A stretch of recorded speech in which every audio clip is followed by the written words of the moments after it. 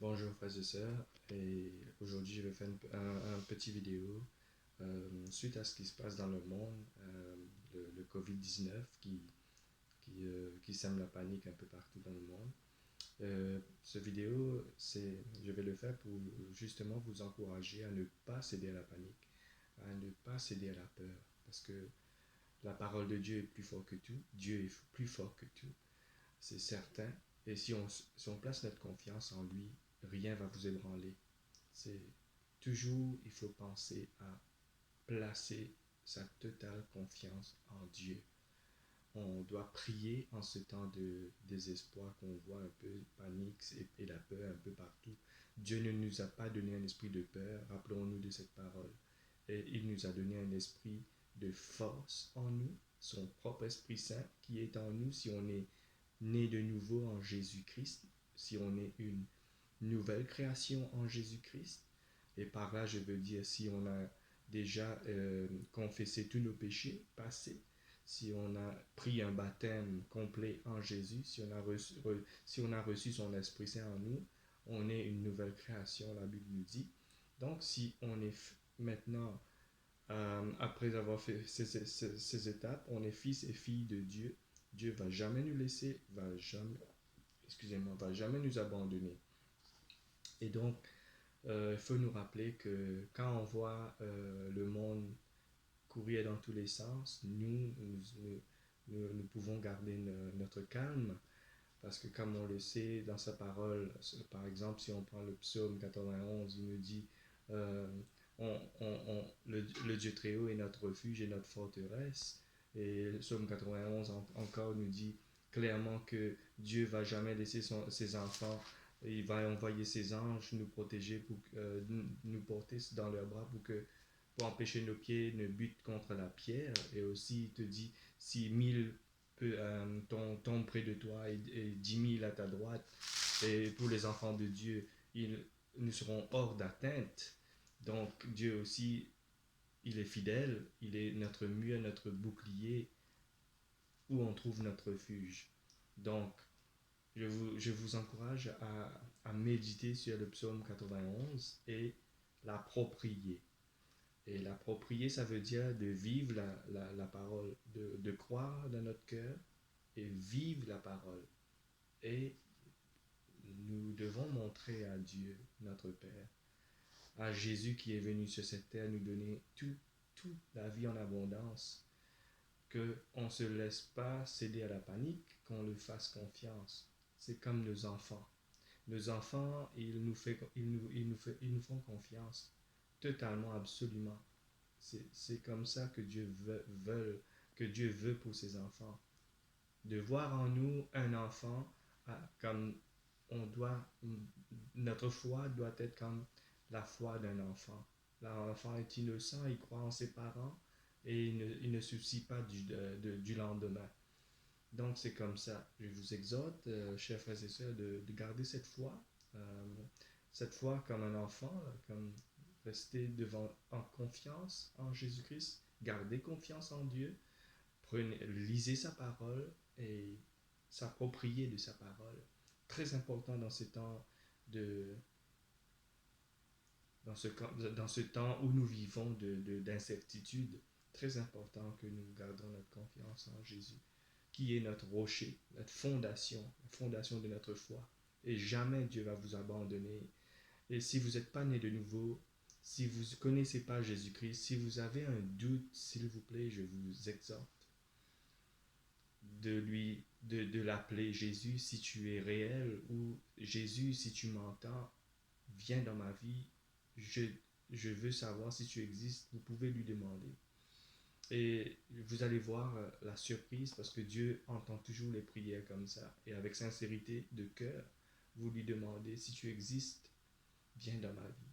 Ou alors, si vous savez que Dieu existe et que vous êtes toujours dans vos péchés, je vous encourage à ne plus perdre de temps et à vous donc confessez tous vos péchés, repentez-vous sincèrement à Dieu, allez dans un endroit tranquille ou rentrez dans votre chambre, comme Jésus a dit, fermez la porte et là, il n'y a que plus que vous et Dieu, et vous pouvez comme sincèrement vous dites tous vos péchés, tout ce que vous avez fait.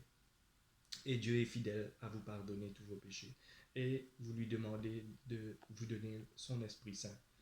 Et après, l'autre étape, c'est de chercher quelqu'un à vous faire, pour vous baptiser. Le baptême, c'est très important. C'est incontournable pour démontrer qu'on a changé de vie. Maintenant, on veut se tourner vers Dieu. On tourne le dos au péché, 180 degrés. Le péché maintenant est derrière vous. Maintenant, vous cheminez avec Jésus. Sur, vous réécrivez votre histoire. Donc, tous vos péchés passés, Dieu va vous pardonner ça. Dans l'étape 1 qui est repentance de tous vos péchés, vous mettez à genoux dans votre chambre, vous lui dites tout sincèrement que vous êtes désolé, que de vous aider à maintenant à cheminer avec lui, de vous aider à vous attacher à lui. Donc maintenant, deuxième étape, demander à Jésus de vous donner son Esprit Saint, parce que la Bible nous dit, quiconque lui demande son Esprit, il va donner à cette personne-là son Esprit Saint. Et Dieu va changer votre cœur en Dieu, il va vous donner un cœur nouveau. Et là, l'Esprit Saint va travailler en vous comme un oignon dans le fond. Il va vous éplucher petit à petit, vous démontrer que là, il y a un problème, il faut changer. Et là, Dieu, avec sa grâce, va vous aider à changer. Donc, l'Esprit Saint va vous aider à cheminer. Donc, c'est un cheminement durant toute une vie pour cheminer avec Dieu. C'est toute une vie de cheminement pour qu'à la fin, on ressemble à Jésus-Christ, à notre Maître, comme pur, sans péché devant lui. Quand un jour on se présentera devant lui, on quittera cette terre, on sera comme lui, à son image, quoi, sans péché, pur. Et son sang qu'il a versé sur la croix nous a purifiés de tous nos péchés. Donc, je récapitule, n'oubliez pas, c'est super important dans ces temps de panique dans le monde. Vous devez être né de nouveau. Parce que Jésus a dit, si quelqu'un ne peut pas rentrer dans le royaume de Dieu s'il n'est pas né de nouveau. Et Jésus lui-même, il a dit de sa bouche, je suis la porte. Si quelqu'un vient au Père, il doit passer par la porte qui est lui-même Jésus-Christ. Donc Jésus est la clé. Et il est incontournable dans cette équation. Il faut passer par Jésus pour rentrer dans le royaume de Dieu. Il faut passer par Jésus par ce qu'il a fait sur la croix. Qu'est-ce qu'il a fait sur la croix? Bonne question. Jésus-Christ est venu mener une vie sainte sur la terre. Il n'a pas péché. Il n'a pas du tout. Il a été tenté dans tous les domaines possibles, mais il n'a pas péché. Il a donné sa vie sur la croix. Il a donné sa vie. Personne ne lui a ôté sa vie. C'était le plan du Créateur, de Dieu. Il a donné sa vie sur une croix pour que pour que son sang soit l'ultime sacrifice, pour que son sang son sang soit versé, et son sang est l'ultime sacrifice. Son sang est l'alliance nouvelle que Dieu a établie avec les hommes. Donc maintenant, les hommes sont réconciliés à Dieu, le Père, le Créateur, et c'est par le moyen du sang de Jésus versé sur la croix. Et maintenant, Jésus, il ne faut pas l'oublier, très important pour notre foi, il est ressuscité le troisième jour. Et qu'est-ce qu'il a fait le troisième jour? La Bible nous dit il a prêché pendant 40 jours du royaume de Dieu à cette époque quand il était sur la terre. Donc Jésus a prêché pendant 40 jours, et puis c'était l'ascension de Jésus au ciel.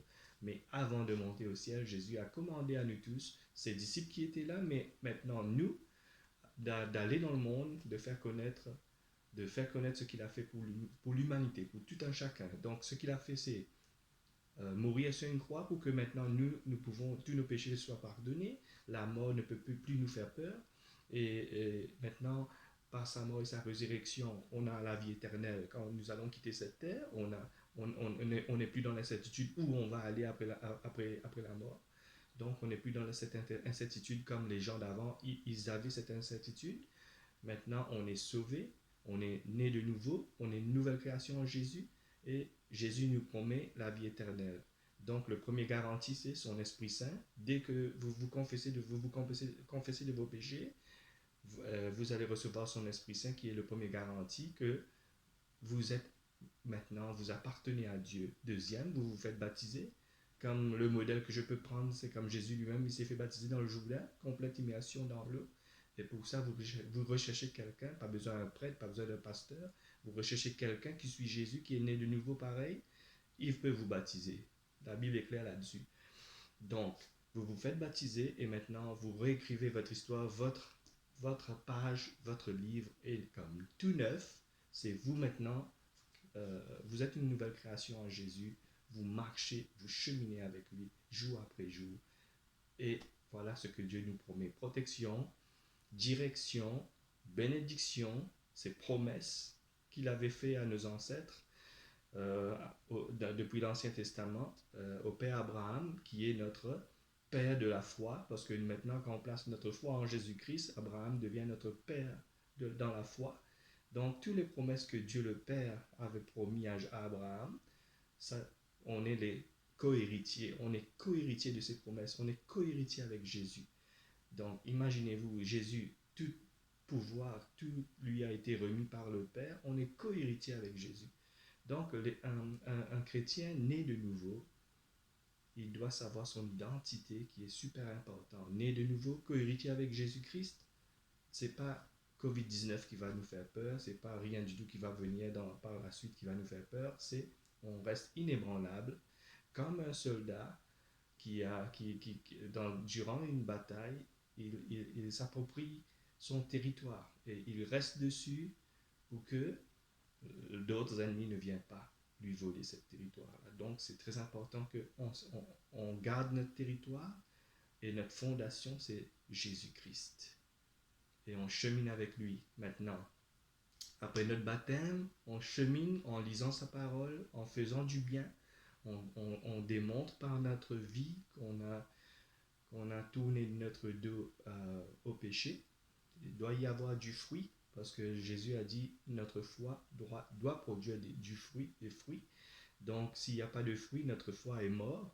Donc, maintenant, vous lisez votre Bible, quand vous voyez quelque chose que Jésus nous dit de faire, vous le faites. C'est les fruits qui va dériver de cette marche à tous les jours avec Jésus et avec Dieu le Père. Donc, voilà, votre marche spirituelle à tous les jours.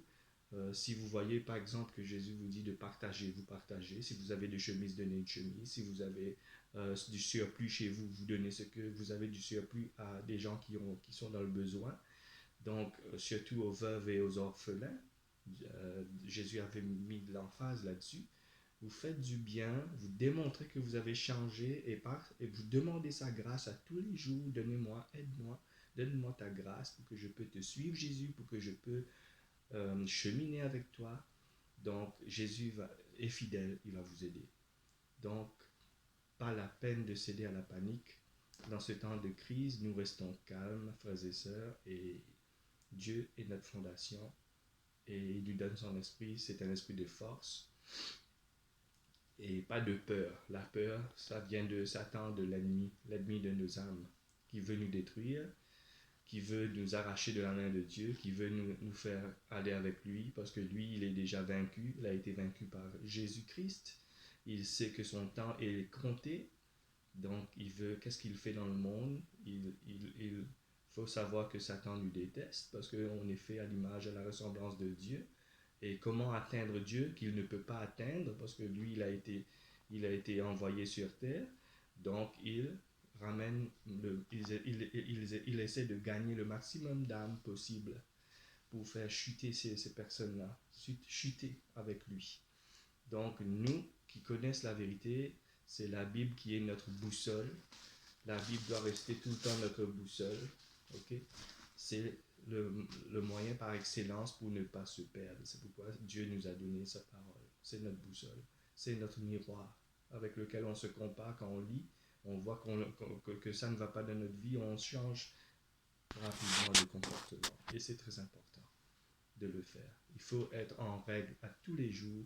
On sonde son cœur et si on a péché, on demande pardon. On ne garde pas ça pour plus tard. Donc, on sonde son cœur à tous les jours durant notre temps de prière avec Dieu. Il faut avoir absolument une relation avec Dieu. C'est ça que Dieu veut.